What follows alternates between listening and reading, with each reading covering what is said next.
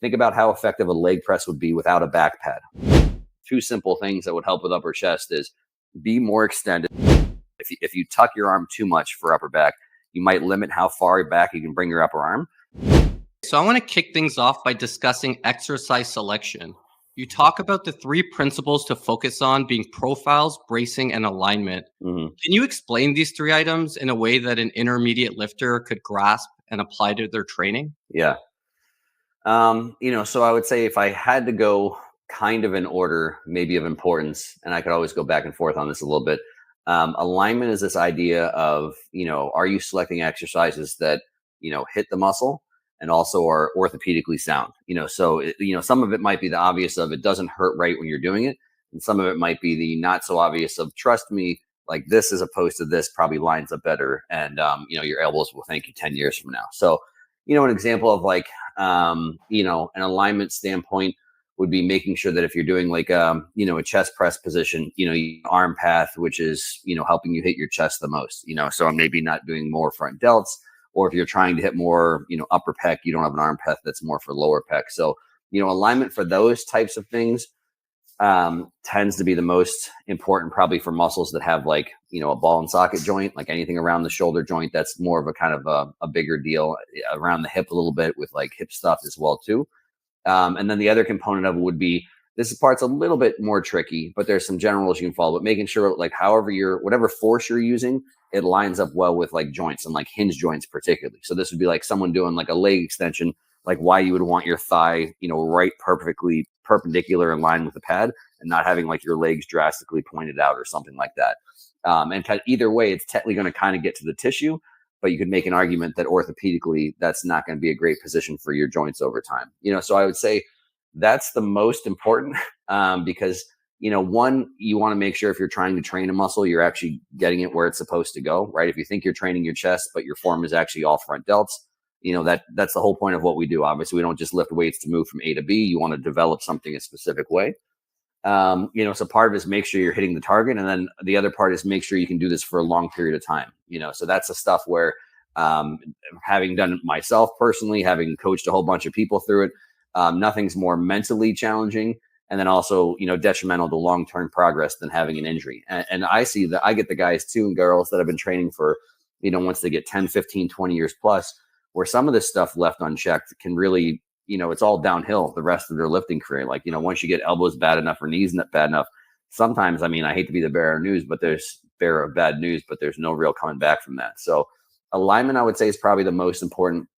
From there, bracing and profiles, I could kind of go back and forth. The profile thing can be the most complicated if we really get into it. But the biggest thing with profiles is make sure that you're challenging a muscle, when you're going through a range of motion, and then if you want to get a little bit more complicated, challenge it where I would say, especially where muscles have the most opportunity to grow, which if we think about a muscle, if we think about, a bicep going from, let's see if I can get this in the camera, from going from like really short to really long. And we think about that with any muscle, it seems biasing things towards the mid and lengthen range is the most important. So people talk about full range of motion, which is not a bad idea. I don't think there's any reason not to train a muscle through full range of motion. But the profile thing is like, okay, well, how can I think about that loading? And it doesn't have to be too complicated. An example would be, again, for like, I don't want to use the bicep, we'll use like shoulders. If you do a lateral raise, when you raise up to the side with a dumbbell, most people know that's hard at the top. And you think about, okay, well, what's your delt do? Is it longer or shorter up here? It's shorter up here. So what might be a better option for delts is something that actually provides load from the bottom. And so if people thought about that, like, well, what provides load from the bottom? It could be like a lateral raise machine or using a cable or something like that. And all these things are the idea of maybe more efficient, right? So it's not to say people are going to say, well, people have grown delts doing just this. That still produces force. It absolutely can still grow muscle. But from like a anecdotal standpoint, if we look at what are the best mass builders of all time, I think people just kind of by accident figured out it's things that load more through the mid and lengthen range. And now the evidence-based community is kind of catching up, which is really the goal of evidence-based community, is see what works and try and filter it. So hopefully we can say, did this work because this was just with anomalies, genetic freaks, or outliers, or does this possibly have merit for everybody? And then the bracing thing is just make sure something is not limited by something else having to manage the load other than the trained muscle. And probably there's a whole bunch of examples for this, but one of the most easy ones would be Like, this sounds silly, but this is the best direct comparison I can give, is like a leg press. Think about how effective a leg press would be without a back pad. It would be not effective. So if someone can leg press 500 pounds, take the back pad off, and all of a sudden it's like they're going to be limited by how much they can, actively hip flex and actively pull themselves down in the seat. So again, for something previously where your lower body is the only limiting factor because you have something you can push into that's not going to move, a back pad, you take that away, and it's not something that you can actually load. And that's not as big a deal for maybe smaller muscle groups. So again, someone could still curl and get great arms without using like a back pad, like a preacher curl, because it's not a whole lot of load to manage. But as you go like heavier and heavier and bigger movements, you'll just find people just kind of take that for granted. Like, oh, well, leg press has a back pad because it's a leg press. Well, that's actually a principle of bracing that someone out of the load being used found from necessity. The example I think like meatheads mess up on this is like doing like a cable chest press. You'll see some people do it standing, which again, if someone's not very strong, doesn't really make any difference. But as an example, some people don't ever just get a bench and go sit it down. And if you're any type of strong at all, like doing a standing cable chest press is going to be more of a balancing act than it's going to be how much stimulus can I get to my chest. Where that's an example too. Like that's one of those principles where, if someone could do 50 pounds, whatever, without a bench, they put a bench down, you're going to be able to do 70 or 80 pounds. So not only is it this kind of form thing, but it actually is one of those form things that actually translates to you being able to use more load. So, those are, I think, three pretty good. And I can lump some more stuff kind of within those if I really think about it, but that's kind of the general framework, for each of those. Yeah, absolutely. I know on the alignment side of things, the one for me that doesn't align well is like skull crushers. Yeah. Yeah. That doesn't work at all. And I know that seems to be the case for a lot of people. Yeah. Yeah. And some of that's like, you just get things where it's all these things like collide as far as what is the average person, especially the average male, because clavicle width is a big part of that. And then if you just get bigger and bigger, literally tissue makes you get in a position where it's just not going to line up with gravity as well. And then there's a component of just kind of like tradition. For whatever reason, people have always used like a cambered bar with that, which just promotes a little bit more of a closer grip. So being large, being that a cambered bar and a free weight uses gravity, it's just all those things add up for it not lining up very well for too many human beings, and just kind of is what it is. And but yeah, so it's For sure. And then you mentioned kind of like the pec fibers. Do you have any tips for someone who's trying to, focus more on the upper chest fibers? Yeah, I mean, honestly, one of the biggest things I think that's advantageous for any chest training is really getting in this position of kind of, an extended position. So actually extending your spine, which is really just translates to chest up. And then from there, like the arm path, if I can show it, is, literally if you can just visualize, if you keep going with your arm in a plane and you can visualize that, like I always say, like when we talk about plane, it's like, it's the windshield wiper on a windshield. The windshield is the plane. So it's like sometimes people have a tough time visualizing that. So if your arm's the windshield wiper and you're doing that, like where is it kind of pointing? Where if I'm up here and I'm going down, the plane is actually just kind of going right straight down through my lower pec. Where if I go a little bit more of a tucked elbow position and go kind of from a low to high and I'm finishing more across there, that's probably one of the best ways to do it. So on most things, two simple things that would help with upper chest is be more extended. And that tip actually helps pretty much every chest motion, and don't let it move. So you see people when they press, they kind of go, they kind of cave into the finish. That's a great way for your front delts to take over, not your chest. Keeping it tall through the whole range of motion, and then messing around with plane, because it's one of those things. If I like was making up an arbitrary like 45-degree angle, like you could go a little below that, a little above that. But in general, if you kind of have your arm path moving a little bit more low to high, finishing kind of towards your center, your collarbone don't have to be too exact. That's going to be in pretty good positions to, hopefully hit the upper chest. Awesome. So you had a video I enjoyed called The Top 3 Exercises for Lat Mass. Mm-hmm. You framed it in the context of these are the best places to start, but you were also mindful that we're not robots. So you gave some tips such as keeping it shoulder width for lats, focusing on exercises like the single arm pull down, chest supported row, and any bent over row. Mm-hmm. What would be your top 3 exercises if the goal was for upper back thickness? Upper back thickness, such a tricky one. I mean, number one, I would just start with some sort of chest supported, like a T-bar row. And I say T-bar just because that's a pretty common one that's going to put you in a hand position and an upper arm position to get a lot of motion. But so really you want something with that allows. So the whole point of the chest pad is you could for sure do bent over. So someone's like, oh, I got my home gym, whatever. Really, any type of bent over row that allows your upper arm to move a lot, which tends to be a little bit more flared out. If you tuck your arm too much for upper back, you might limit how far back you can bring your upper arm. Which again, it's not really about the upper arm; it's about how much can you move your shoulder blades. So again, a chest supported T-bar tends to have a little bit of a wider grip, and that wider grip will allow you to drive your elbows back far, pull your shoulder blades back far, and get a lot of motion. So I would say chest supported T-bar, but it can really be any chest supported machine that kind of meets that goal. And again, the chest support makes sure that the limiting factor then is your upper back and not maybe hips or erectors, because that would be the big thing if you're in a bent over position. Not that there's anything wrong with bent over rows, but for some people, they literally hit fatigue because their hips get tired, because their lower back gets tired, or something like that. So that would be number one. I say that you can have some sort of shrug motions after that can provide merit as well too. And the beautiful of different types of shrugs is you don't have to do just purely vertical. So you could do more on like an incline bench that's kind of a combination of not just pure elevation, but kind of elevation and retraction. You could go perfectly like horizontal to the ground and isolate pure retraction. You could even just do that in a machine where you're just doing that type of motion as well too. Because the tricky part with rowing, while rowing can be great, and something that can really load your shoulder blades moving as much as possible, really the only thing that moves your upper arm is an upper back stuff. So the things that move your upper arm are going to be rear delts, maybe some rotator cuff muscles, maybe your lats. And that's fine to get some stimulus there as well too. But everything for upper back mostly is really about how much your shoulder blades can move and how much range of motion, how much can you protract, how much can you retract. And then again, shrug give you a little bit more options where, I want more upper trap look or more lower trap look. And even you can do some isolated shrugs that are going from, retraction into depression. So that might be a little bit more convenient with a cable or something like that. And then I always put a deadlift variation in there as well too. I can make an argument that deadlifts are one of those ones that from a nerd standpoint, you're not training all your erectors with a traditional like actual motion, like low back extensions are still great for that, but they just have to produce so much force isometrically, keeping your spine still.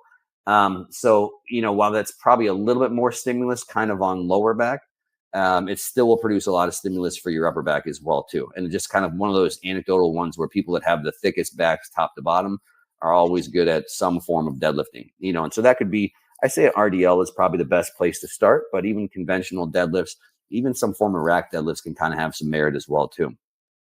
So that's probably the order that I would go in. Like I said, if you get one really good chest supported row, you connect with it well, you can really protract, really retract well, and then you get that form down and just load it over time, you're going to get a bigger upper back. The rest is kind of stuff that's not arguably as important from a movement standpoint, but can definitely be programmed easily. Yeah, absolutely. I think the tip on making sure the arms aren't too tucked in so you can kind of extend the shoulder. I think that's a really good tip on the row side. Yeah, and that's the tricky one where again I always tell people like people get which I understand why, because people will almost always say have your elbows more out for upper back or your arms more out. Which again, but I like people to know that the reason for that is what position allows you to move your shoulder blades the most freely, and it tends to be a little bit away from your body. So I have some people that they say, well, I feel kind of good down here. Or let me see if I can get it. Like, I feel kind of good down here. Do I have to go up here? It's like, no, you don't have to go up here. If it feels good here, you can really get it far back. That's in the same thing, almost like I said, for like, for chest or whatever, there's going to be a little bit of kind of like a slot. You might have kind of almost like a 30-40 degree window where you could say all of that could work just as well, kind of go a little bit what's comfortable, and also matters a little bit the type of machine and stuff you've got as well. Yeah, I think that's why it's important to understand why you're doing it, because then you can kind of experiment a little bit with, the path and say which one works for me best. For sure. Cool. So now what I'm going to do is I'm going to throw some quotes that you've said in the past. All right. Give me your quick first take on it. Okay.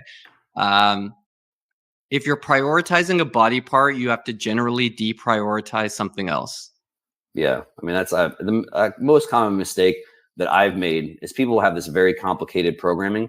They'll have a program. It might even be working. They're putting on muscle, but they're looking like saying, oh man, my biceps are really lagging behind or whatever it is. And so they'll just do whatever they're currently doing and just add more on top. And honestly, what tends to happen is you start to notice that body parts need prioritizing as you get more advanced, as you get bigger. But the problem is as you get bigger, the same thing that happens is you need more stimulus and you need more recovery. So people just think they can go more. and expect for things to just, oh, I'm adding more to this, it's going to grow. So I always say it's like, it's like a pie. If you're going to take something away from somewhere else, or if you're going to add something somewhere, you got to take some away from somewhere else. And it's honestly, the more I've seen this too, from like at a high level working with some people, it's like if you're genetically prone to have something not great and genetically prone to have something great, lots of times at the highest level, I have to have people stop training things. I mean, and they hate doing that, but really from like, if I have someone whose pure goal is either have a perfectly balanced physique from a competitive standpoint, that's sometimes what has to happen. And sometimes for long periods of time, because it's just crazy how some things need more. And some things, if you like touch them at all, they just like grow like a weed no matter what. So yeah, it's just the idea that it's not always just about what you do in the gym. Recovery is a factor of that as well too. Why do you think that's so mentally hard to do? To like to I mean, who not doesn't? do a lift? Like I find it hard, so I'm just Oh curious what you yeah. I think. mean, honestly, it's because it's fun, right? I mean, one, it's never, the problem is like, you never, when you have a strong body part, that's never a disadvantage, right? Yeah. So it's like, it's the fact that something else is small. So if you have something that is doing all the things that you like from training, right? It looks good. Sometimes it might only be one body part for us, right? You look around like, hey, I've only got this one good body part, but thank God I've got that. And then that generally correlates with being good at lifts for that as well too. So if someone's has good quads, maybe they're good at squatting. And so there's a component of one, you visually like the way that it looks, you want to keep having that happen. And then two, you probably like that training. So a lot of times people's favorite thing to train is their favorite body part. And so all that's factors as well too. Like I said, sometimes like if I have someone whose their main goal is to be the best physique competitor that they can be in whatever their category, then it's like, well, if that's priority number one, then sometimes you have to let go of priority number two, which can be training's really fun for me. But for a normal person, even if I give someone feedback, I was like, well, you'd be more balanced if you did it. Here's the perfect on paper. They'd be like, I need to train this body part. It's my favorite. And I said that when I was competing. Competing was never really big for me. Like as far Mhm. as I didn't need anything from it from a professional standpoint. I just like to do it. And I always had the feedback is I probably would have done better if I stopped training my lower body for a period of time and just trained upper body more. But training lower body was my favorite. And I was like, you know what? I'm just not going to be grumpy, not training this. Like every time I go in the gym, just looking at like, the squat rack and crying. And and so that stuff those types of decisions, that's stuff that can get lost these days on social media where someone's like, oh, if I'm not doing the optimal thing, somehow I'm bad. And it's like, no, like you can have whatever goal you want. Like that's the joke too, is I've said this before where you go in the gym and you see people swinging weights around and doing this crazy stuff. And all people will be like, how do you go in the gym and like watch that and not have it drive you nuts? And I was like, I don't know that person. I don't know their goal. Now, if I have a conversation with that person and they're saying, hey, I want the best body part I can get, and I'm like, well, that's not the way to go about it. But I always joke like they could just be in there letting off some steam. Like I always like say that their goal might be murder prevention. They're just very angry. They're grumpy. They want to pick shit up and throw shit around. And it's either going to be, a human being or it's going to be some weights. Then I'm like, then I'm very happy that that person's in there doing it to the weights and not some human being out on the streets. So that's the joke is like someone's goal. Like I don't walk around thinking everyone's goal is optimal hypertrophy in a gym. I have no idea what people are in there for. I literally see like I grew up in just normal gyms. I would joke I'd see guys that were like 65, 70 years old that I would like make up this story in my brain that they just walk around the gym, talk to all their buddies, sit on one machine for 5 minutes, go sit in the sauna and then go home. I imagine they're telling their wives, been like, yeah, I went to the gym today and I'm like getting pumped and doing all this stuff. I'm like, no, you're just hanging out. But I'm like getting out of the house, socializing, just, doing something positive better than being on the couch. So I always have that framework as well, too, where it's like, just because I'm like a nerd with hypertrophy doesn't have anything to do with anybody else, so that's nice conversations to have with, because I've had some of those conversations with actual humans, actual clients, where it's like, have fun. That's a great reason to train. Just obviously know what's your number one priority from training. And again, having fun can be a great reason. Yeah, that's pretty hilarious, the murder part there. I had a friend who used to go and literally do like the steam room and shave and stuff, but Yeah. it stopped him from, drinking and getting into bad habits. So there were some advantages there. Yeah, absolutely. And you hear that story all the time where it's like, that's the beauty of something like working out. The beauty of things like sports is it's like, it's an outlet that keeps kids out of trouble. I mean, that's the joke. It's if you're busy doing that. And there is a big component to literally letting out physical aggression, right? I mean, so it's just some people, and especially when you have people that are teens or guys in their early 20s. I mean, I'm a relatively calm person, but I remember for whatever reason being more angry as a teenager. Who the hell knows what? Like you're just getting hormones. You don't know what the hell's going on. And so, in all honesty, that's just nice to have a physical outlet. I think people just not having any physical outlet or enough physical outlets can just, cause problems sometimes. So, Awesome. The next one is nutrition should be about results, not religion. yeah. That's honestly, nutrition's the worst. I mean, I'm so glad that like, and I've spent a lot of money on nutrition. There's a lot of periods of time just working with general population where I mean, I've been in just helping people like, going through their whole day, setting stuff up. I mean, obviously I've competed. And I can say with 100% honesty, when I competed, I mean, I was like a robot. I did some of the stuff that was like the stupid, like old school, you have to eat these types of foods just to like make it hard on myself. So, um, I know all about, being as disciplined as possible, as extreme as possible, but also just working with normal human beings, just trying to make some better decisions and stuff.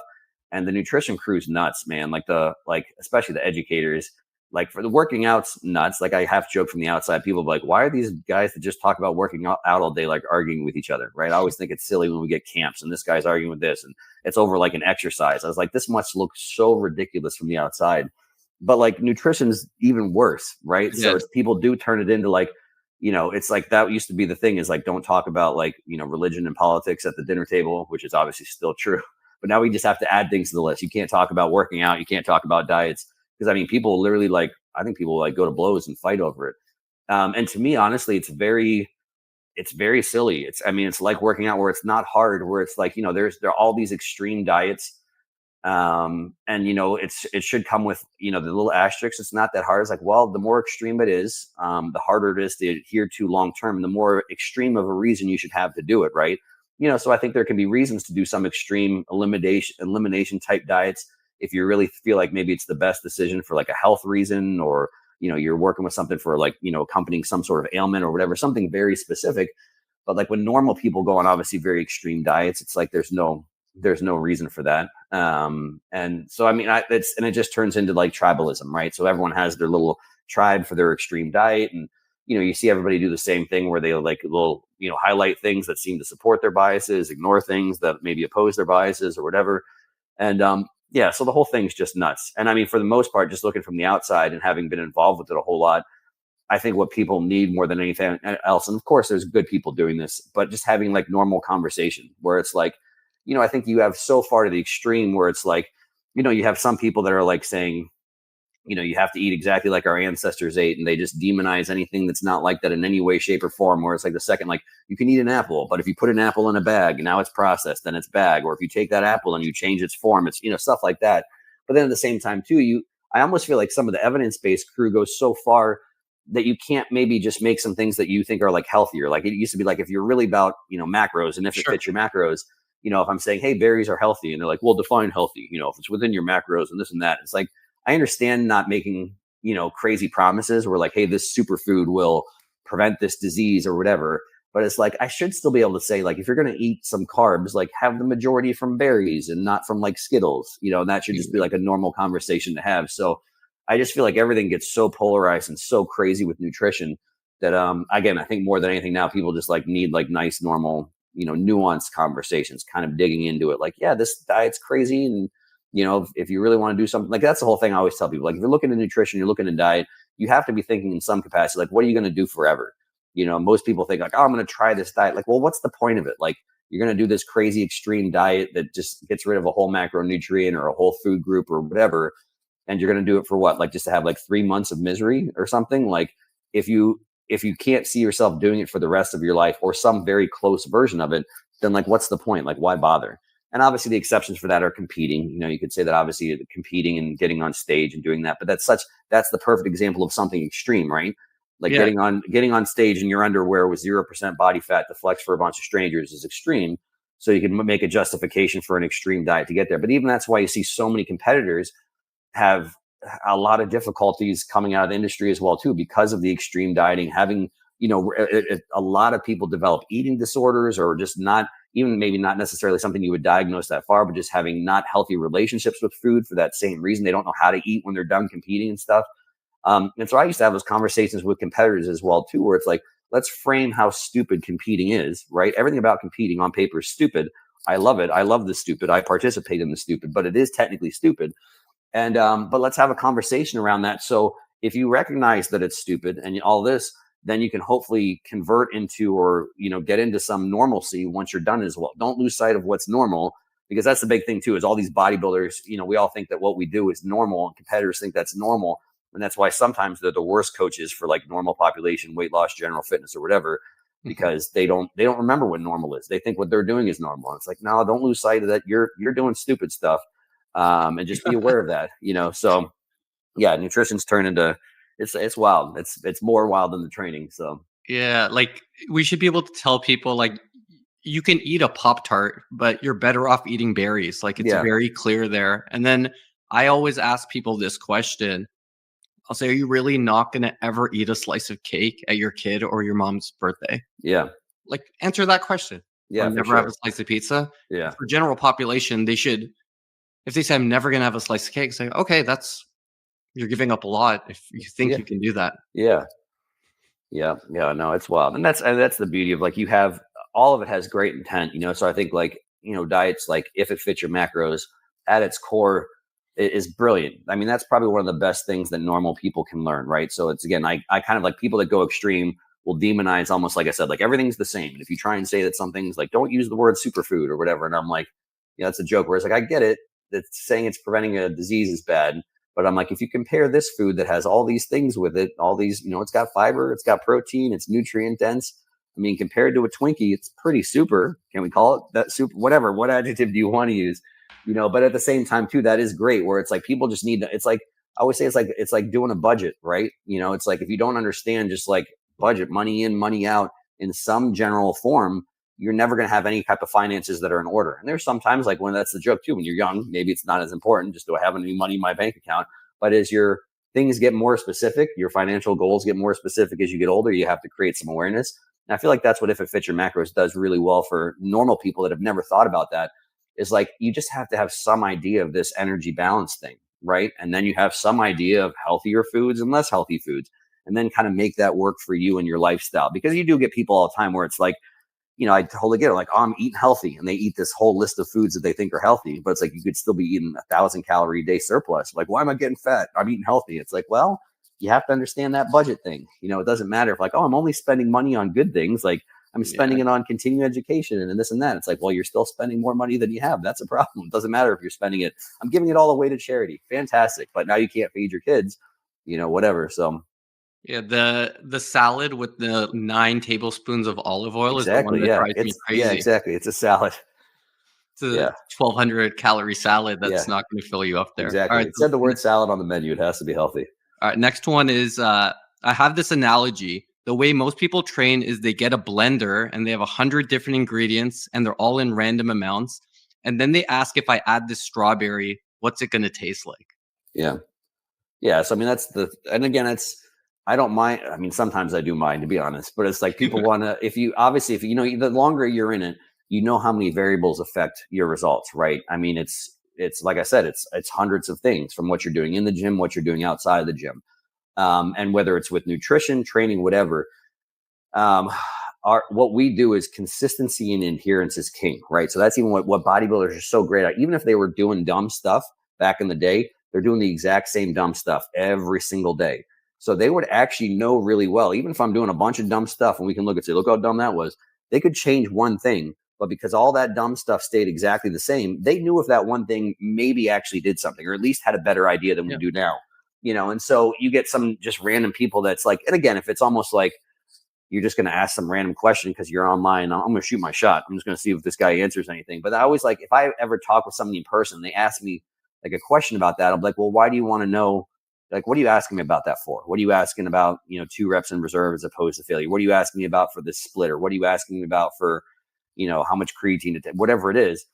And if it's something where they actually want to know some better result produced by doing it, and I was like, if you have 100 other things that are all moving parts, you can't do this one thing and know that actually produced what's coming next, right? So it's, again, you change this one thing, but it could have technically been one of the other 100 moving parts that made it seem like it didn't work, or made it seem like it did work. And so yeah, that's it. It's like you're trying to make something in a blender, and like, well, how does it? I want this very specific taste. Is it going to taste this way, or is it going to be that way, or is it going to whatever? Imagine like trying to have some culinary expert. You're trying to produce this specific taste or specific outcome. And they're like, okay, well, I want this very specific outcome. Is this going to taste better or worse? I'm like, okay, well, what do you want to know about? I want to know this one ingredient. Well, what else is in there? I don't know. How much of it? I don't know. And that's literally the same thing. It's like I just put a random amount in, but I want to know what this one thing is going to do. So that's all I always say, for a whole bunch of reasons. like, man, adherence and consistency are king. Adherence and For sure. consistency are king. If at least if you want to know what's doing what. And that's the whole thing. Again, if you just want to have fun, that's cool. I mean, that's like I said, that when I started training, I just wanted to lift. I didn't care anything about nutrition like at all. Like when I was in high school, didn't even have a job yet when I first lifted. What did I eat? I eat whatever my mom gave me, right? And so it's like I didn't think about protein or this or that. I'm like, of course I'm eating healthy. Like my mom gave me a sandwich. Like that's what else matters. And I just want to get big muscles, lift weights. That's all there is to it. And so as long as why you're doing stuff, but that's when somebody wants to ask me these questions. I'm sometimes like, do you just want to like hypothetically nerd about this? Just like, here's what I think, let's just be like, philosophic about it. But as if it's actually something where we want to talk results, we got to control some stuff first before we could actually have any idea of what kind of results something may or may not produce. For sure. So this next one I really like, but it's something I probably agree with, but I still have major problems doing. Hmm. Prioritize nothing over the ones you love. Relationships are what matter most, and you'll never regret time spent with the ones you love. Yeah, 100%. I'm horrible at it as well too. Like lots of times I write down that stuff for the sake of just like writing it down for like a reminder for myself.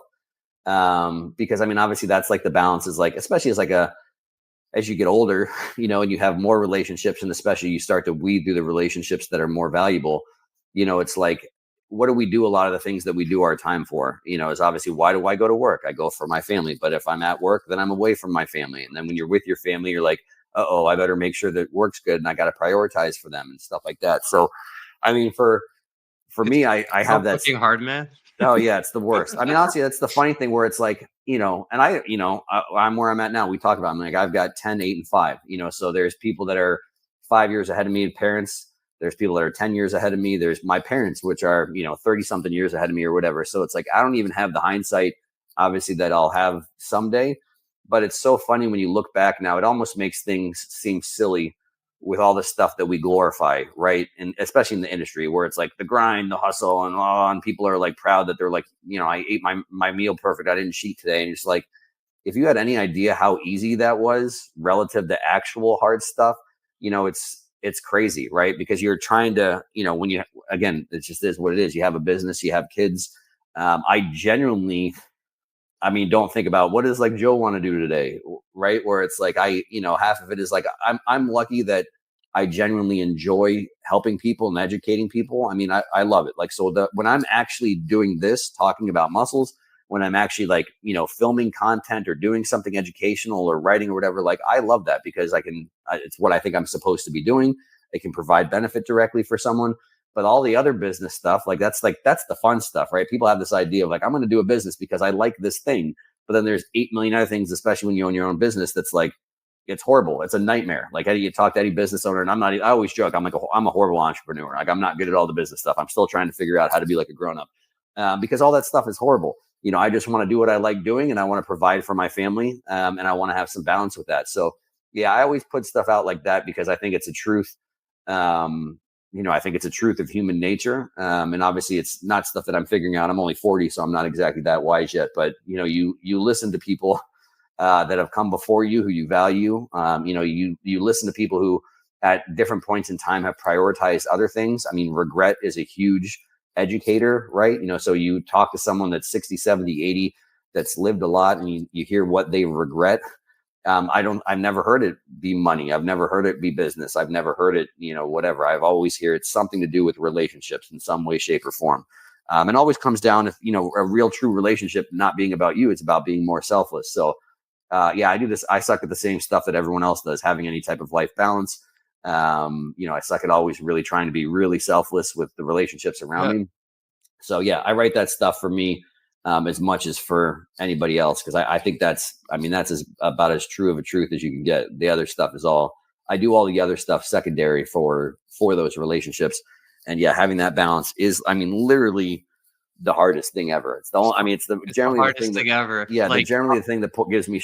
Nothing about myself. The only thing that I have stress of obviously my well being. I'm stressed about being healthy so I can be there for my kids. It's like yeah, honestly, I don't care, right? That kind of stuff too much. But yeah, it's no joke. That's you hear how hard parenting is. You can read it a million times, but actually doing it, you're like, oh wow, this is Because that. if you lean too heavy in one area, right? Like if I lean too heavy in work, then I'm like, oh, I'm neglecting my relationships. And then I focus on my relationships. I lean too heavy and I'm like, oh, like this ball's dropping. Oh It yeah. doesn't matter how on top of things you are, how smart you are. Like Oh it's yeah. hard. It's tough, and it's tough to be present, right? So there's times when I'm working and I'm like, man, I miss my kids or whatever, is going on, or like, and it's my business, so I like technically I don't have to work at any point Yeah. in time. So it's like, oh, can I prioritize? Like I'm going to go to these school events. I'm going to do this stuff, and again, I do that all the time. But then at some point in time as well too is like, oh well, and it's tough because I'm pressured by the industry as much as anyone else. Like there are things that I want to keep helping people. Obviously, to some degree, I don't know how to say it without sounding, but like I want to stay, relevant. I want Yeah. to have like I want my content to reach people. I think that I have unique value that I like to get out there. So it's tough where there's pressure to now, half of it I feel like I'm up against, and that's not the right word because it's not competitive. I have people where I'm looking at that their only thing they have to do, these young single guys, is sit around and talk about muscles all day. And it's like, man, I just don't have the time to make the content the same way and edit the things the same way and do stuff the same way. And that can just be, it is a little frustrating to be honest. That's my joke is I honestly, I'm always, I love, like I said, I love what I do. So I'm happy when I'm doing that. I love being with my family. I'm happy with doing that. I honestly just wish that I didn't have to sleep or that I just I had twice as agree. much time. Right. And I mean, cause that's the thing too, is it's never that I'm really unhappy doing anything. It's just obviously trying to balance those two things can create some discontent, and really is really hard to stay mindful in the moment with whatever you're doing as well too. So I think it really comes down to there's no balance. Obviously, a lot of people have said this. It's all about efficiency. So actually try and have some sort of tight schedule, prioritize the important things in your schedule, and really try and be efficient, right? And honestly, with relationships, the only efficiency is that you're there and present. I mean, I think that's doesn't matter what you're doing. I don't think you have to do crazy stuff where it's like, oh, if we're not like jumping out of a helicopter, creating a crazy memory, it's not good. It's like, no, like sitting on the couch with your kids is awesome. Just be there. And I make a mistake, make sure I put my phone down. I do work on my phone. So it's like, all right, well, there's times when I just need to be like, okay, work's over. Go put the phone over on the counter and don't pick it up if you're watching a movie or playing with your kids or Yeah. whatever it is. So yeah, that's the efficiency with work is obviously how much quality stuff can you get done in a short period of time. Efficiency with the family is how present can you be, right? So Awesome. So you talked about making content, and I heard this quote from Jeff Bezos, and I uh thought it related to kind of your value prop. So I'm curious if you think this resonates with you at all. It says, "Never chase the hot thing and chase the wave. Position yourself and wait for the wave to come to you." I'm curious if that resonates with you. yeah, no, absolutely. That's great. I think if I think about that for a while, it might resonate more. But that's a tough. I mean, I always tell, especially now more than ever, and that's what I try and do for because my two main demographics of who I enjoy helping are people that obviously want to put on muscle, so just normal people. It's just their passion or it's their hobby or whatever, and then other coaches, and those are the people that the people you're going to help are the people that ask for help, and so those are the people that ask for my help the most. And honestly, I'd probably say I have my number one passion really right now probably is helping other coaches. Because before I ever did social media, I was a department manager for a personal training department. So I've been developing trainers since I was like 24 years old, honestly, and I like it because it's one of those things where what can at 24? I didn't have as much experience with producing results for clients, just a few years worth basically, but I learned the business side so quick about being like, you can be the top 1% if you just understand how to be professional, communicate well, have good customer service, because that lacks in every business, right? So anyway, this whole thing is going where I just right now, especially for trainers more than ever, I was like, learn how to actually be a good trainer, like a real trainer, because it's what you see on social media. Some of it's real trainers just talking about their day, which is what it should be. And some of it's people just talking about the subject with no actual real experience or application. And that's fine if you're like, hey, I like this subject, I'm going to talk about it. It's not as fine as you position yourself as a coach or an educator, speaking about something that ultimately is applied to human bodies, and then you see what happens and you measure and track that. If people that are educators skip actually applying it to human bodies, measuring, tracking, like, and that's the thing, like that's a huge value that I've seen from obviously not just working with meatheads for so long, but working with normal people. It's such a different thing when you have a person come into you. You got day one, like there's some people that are educators that are brilliant.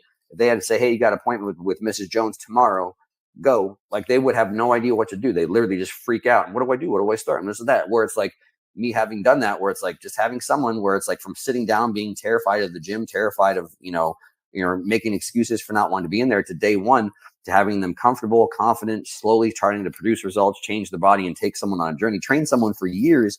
I mean, there's a lot that can be gained by that. And so anyway, if you're focused now more than ever on being an actual trainer that actually cares about people, you actually have this idea of being a business fitness professional. So you actually are professional, you have good customer service, all those things, and really then try and hone your craft. How do I help people? How do I give them the best stuff? How do I communicate that transparently, honestly? Then, the medium that we communicate that will always change.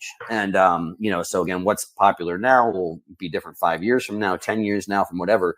And so if you like communicating that to more people, obviously using the internet, using social media, if you like having part of your business providing value to that, through the internet and social media, the core is, have value, have lasting value. Where if you are a legitimate good trainer, there's never going to be a lack of people that want your help, or never going to be a lack of other trainers that want to know, how did you get where you are? How are you doing the things that you do? And so that's, you can kind of wait for whatever comes. And that's the tricky part too, then. So there is something to be said for riding that wave, if I don't mess up the analogy, is, you get people that, and this was the same for me. I started social media late. If I have one regret, is I should have just started, because I like speaking publicly. I like writing. I like filming video. I always liked that before social media. So I should have just been a little bit more comfortable, like put a camera in front of my face and start doing this, 5 years before that I did. Because that was the mistake, is I was like looking at this wave and I was like, oh, this is stupid. Just looking at people taking selfies and here's my bicep, and didn't really see that, like, oh, I like educating people and I like trying to make things entertaining and funny and understandable. Here's this thing that to use that for, so I think it is important as well too, if you're, a practitioner, where my favorite thing is the nuts and bolts. It's not a bad thing to try and figure out what that wave is as well too. Well, how can I, what is kind of a good format that people like this? I mean, if it's Instagram and people can't focus for more than 90 seconds, all right, I'm going to work really hard to try and provide value for 90 seconds. If I want to do longer value, I'm going to use YouTube or something where I can ramble longer, and people are anticipating that with this platform or whatever. So, I think it's one, make yourself someone that can, ride any wave at any point in time and always provide value. And then some of it is, you just have to obviously bite the bullet sometimes, because I always joke, I hate technology. I'm not good at any, I don't know anything's going on.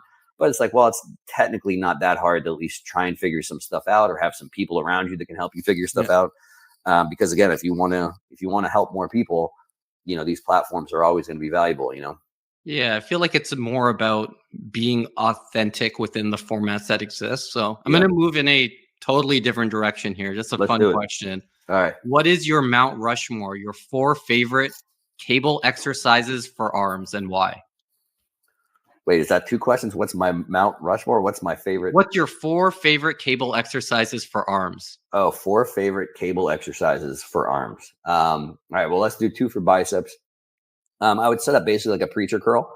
So I would just bring a cable over to, or a preacher bench, or you could do it on an incline bench over to a cable station, because you just can produce all the same, even have more variability of what kind of profile do you want. You have very good bracing, very easy to line up. I would say next would be some sort of incline cable curl, or behind the back, curl, where you basically are step forward, you have your arm back behind you a little bit. That would be like a seated variation, I think would probably be the best, just for more, bracing.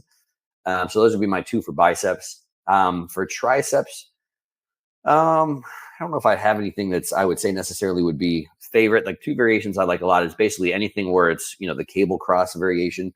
And it's one of those things that I got shown by some RTS person probably 15 years ago or something, where you just don't think about, where's the line of force here? And again, for really small people, things can be straight up and down, your arms straight up and down. Normal press downs can work pretty well.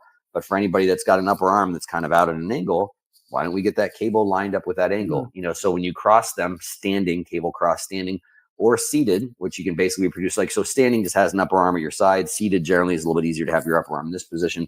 That's kind of almost the reproducing a skull crusher, but with cables that kind of cross behind you. So that'd be one. And then messing around with, I think it was actually, I was training with at some point in time, and doing I found on different cable variations. So it could be the same thing where I'm doing this extension thing. If you actually pull the cable very close to the shoulder, so as you're doing, if I actually have the cable running along my shoulder, or it could be a rope as I'm doing the extension, it kind of basically turns it into like a JM press, but with a cable. And the merits of that are, one, it loads this full elbow flexion position. So if I'm running right here and I have this cable going along the shoulder, it's going to be a lot of torque in this position. So a lot of challenge where triceps and the muscles can grow well. And also keeping the cable very close to the shoulder has a lot less challenge at the shoulder. And so makes it a lot less shoulder stabilization. And so I've done that one with almost any different position. I could do like a standing where I get the cable right against my shoulder, seated with the cable, a little bit even more overhead with the cable. And when I did it with them ERS, I had them doing with a long rope. You can do a rope at the same time, where it's basically like you pull the ropes down and have them kind of rubbing on your shoulder as you do an extension. And he called them Rapunzel press downs, because he's like, it reminds him of like the long hair or whatever. And I was like, all right, well, you said it, so man, we'll just go with that. So I have people ask me about that name, but it's basically, I would say it's like a cable. It's more of like a JM press. So if you look at it being a press, your upper arm and lower arm are moving at the same time, which would really be the thing that would, separate it from just like a pure extension motion where that upper arm generally stays fixed. So awesome. So what I'm going to do now is I'm going to throw some pictures on the screen all of right. some different people, and you can tell me if something you either learned from them or if you have a fun story. So Sure. The first one is Charles Poliquin. Yeah. Charles is where I started. I got introduced to some RTS people way back in like 2006, 7, and had a little bit of in-house type education. But Poliquin stuff, his courses were the first person that I traveled to actually get some more education. So I was kind of, the company I was working for, I was always badgering people for more continuing education. And I basically ran out of resources within the company. And I had the guy that was the president of personal training at the time saying, you just need to go get some continuing education. I remember like a light bulb went on. I was like, oh, that's like a thing. And he was actually friends with Charles Poliquin. So he said, go take some Poliquin stuff.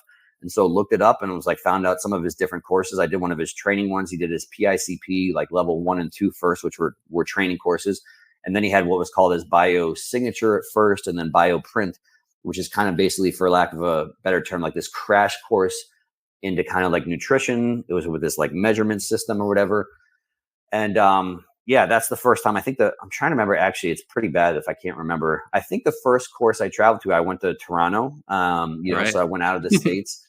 But I mean, I went to courses for him, Toronto, I believe at least twice, Rhode Island at least twice. I went to New York once. I went to Phoenix once. And he was awesome. So he was just everything. His brain and the way that he worked was drastically different than mine. I mean, he's like an encyclopedia, could remember absolutely everything. He could, in a lecture, cite 20 studies, name the doctors that were involved in the studies, and then also interpret it. So not only did he have, this encyclopedia brain, he could also actually understand and apply things. So it's also very intimidating. As I remember when I first took his course, the very first time I was like, I'm an idiot. I'll never be a good coach. This is like a real coach. And yeah, so anyway, he was awesome. And then I just loved him for because he was pure coach too. He would just give everybody shit. I mean, he literally, I remember I tell this story all the time because that's what Poliquin did. And if you knew him, he did this stuff. For the first time I went to his biosignature, nobody really prepared me. Like, I should have known you're doing all these skin folds. So half of the course is learning how to do it. It's 12 point, I think then was 14 point skin folds, how to do them properly, interpret them, all that kind of stuff. So you practice on each other. And so you have your shirts off the whole time or whatever. And I literally remember I was bulking. So I was like probably like a pretty mushy, like 210. And Poliquin, in retrospect, he would take people up in the front of class to demonstrate sites that were specifically fat in those sites, just so he could make fun of you in front of your peers. And so he literally did that. He did the suprailiac crest, which is the spot right above your, the side of your hip bone. So it's the love handle area. And I literally had a pretty solid love handle. Probably I'm the type of person that where I look like I have abs. I'm like, I'm good, I have abs, but still have this little love handle hanging over the side. And so I literally remember he's got me up in front of the class, in front of 70 of my peers, has me take, you lean to the side. He puts his fingers up under where the fold goes. Then you lean over and the fold goes over your fingers, whether you're lean or not. And I'm trying to remember what he said. If he goes, you lean over. He's like, and then the fold goes in your fingers. He's like, or in this guy's case, the roll. And I was like, man, great. And then he's like, obviously this guy's never met a carb that he didn't love. And I'm like, God damn it. Then he takes it. And my skin folds like 20 or something ridiculous. And I'm like, Poliquin, I think your calipers are broken. And like Poliquin fashion, he's like, now my calipers haven't been broken since like 1986. And I was like, damn it, Poliquin. And yeah, so I loved his courses, man. Just great education, great networking, met a lot of good people. I still have relationships with some coaches and people that I met from back then. And he really, the thing that he doesn't get credit for, I think, for enough is, one, I think he's one of the best strength coaches of all time, but there's a lot of nutrition stuff that exists in the bodybuilding world today that he was one of the first people to bring kind of the strength and conditioning and then trickle over into the, bodybuilding world as well too. So yeah, he was awesome. Awesome. Next one is the Arnold Encyclopedia of Modern Bodybuilding. Yeah, so I tell people that's really how I got my start into bodybuilding. I had a different cover, but it was my brothers had bought that at some point in time, and that was really the first time. I was aware of like you'd see. I knew who Arnold was. You watch Arnold movies, and I'm like, this dude's big and jacked. But I remember really that was the first time flipping through the pages of that, where I was like, I had some idea of like, oh, here's this bodybuilding thing. Like, what the hell is this? And honestly, some of it was I was fascinated by like, I was so skinny and just same as I was probably 14, I think. You have this idea of I want to be a man. I want to be big. But also there was like reading about how Arnold wrote about training, his thought process, that just kind of like I could see this like, there's this meticulous building. I joke it's even like before I ever did that. Like I used to like my dad would let me like mow the lawn. I was like a weirdo kid that liked mowing the lawn. I like seeing that there's this starting point, and no matter how long it took, I could see my progress. And this thing goes along this meticulous type of thing. And so my brain always kind of appealed to that, where it was like, regardless of the programming or whatever, it was like, here's this thing. And then the next time you're supposed to do a little bit more and a little bit more and a little bit more. And then when you start to do that, and then obviously the coolest thing of bodybuilding is it's one of the few things, not one of the few things, but yeah, I could say one of the few things where like you see it, right? So it requires patience. It's measurable. But from going from a person to where it's like, but it's great when you're super tiny. Like I literally was like an emaciated skeleton. And then all of a sudden I was like, I think I have a bicep, and at one point in time I could curl 15s, and now I can curl 20s. Like that always just like, that even reading about it before I technically started just like appealed to me. So that was my first intro or exposure specifically into bodybuilding and muscle building. Fact or fiction? You used to write your PRs for the day on the blackboard in front of your class in high school. Yeah, that's true. I definitely did that. But what an idiot, right? It's like that's the joke too, where it's like I was like I got along well with everybody in high school, so it's kind of half of a joke, and then it was like half. I was like, so I'd go literally in my math class. Imagine this, like I'm just at this point in time, junior or senior. I was carrying around a jug, so I was that guy. I would carry a gallon of water just in case there was emergency hydration situation. I had to have my gallon. And so everybody knew that. The funny thing too is I really still barely even looked like I worked out, but like, my bench press was like everything. It's like, how much is my bench press? What was my PR that day? So I'd literally go on the dry erase board and I would write like top to bottom. So if it was like a 4-foot dry erase board or 5-foot, I would write 185 times 6. And I think like literally like my friends that were in the class would just be like, let's just entertain Joe. Like no one cared. Right. Or they really thought it was the most ridiculous or stupid thing ever. But yeah, I used to do that because I definitely identified with being like everybody thought you're super weird because bodybuilding wasn't cool at all then in any way, shape, or form. Especially not just being into working out, but being really into bodybuilding and all things bodybuilding.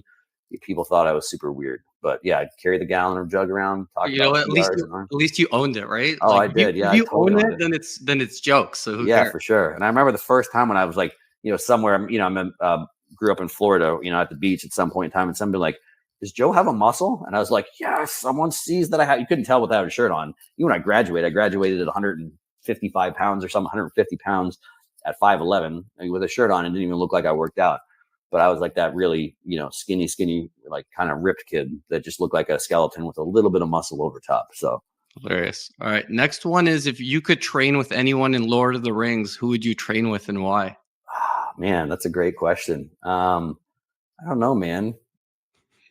Yeah, I don't even know where to go with that. It's like, who would I want to hang out with? I'd want to hang out with Gandalf the most.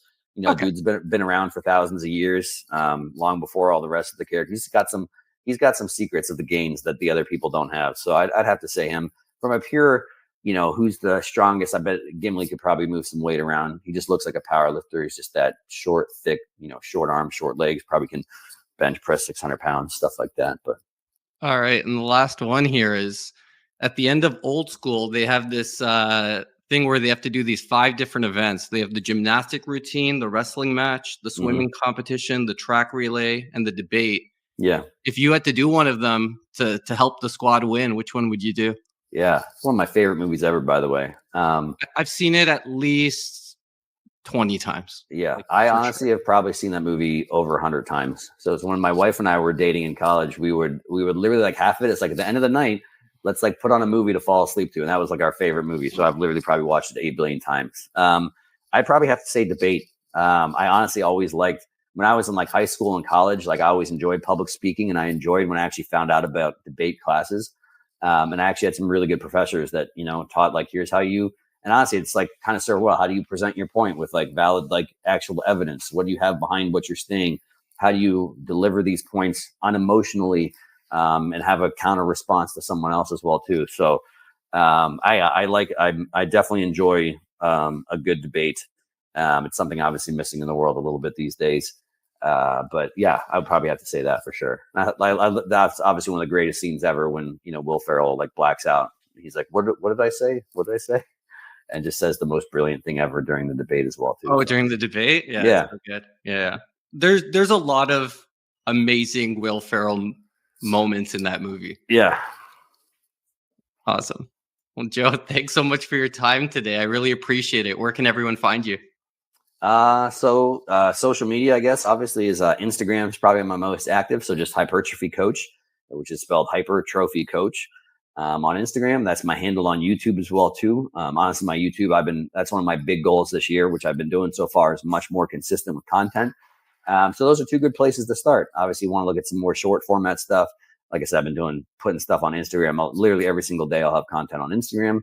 And then, if you want to dig a little bit deeper, watch some really long videos, that's YouTube's I'm starting to do a little bit more now. So Yeah, those 40-minute videos are awesome. The advanced yeah. ones. I think there's one on like when you get the whiteboard out, there's like Oh the yeah. circle rep one, and I watched it like 3 times because I'm like, I have to take notes to understand this. So Yeah. some of this stuff's really good though. Yeah. Sweet. Thank you. All right. Thanks for your time, man. Take care. Yeah, absolutely. Thanks for having me on.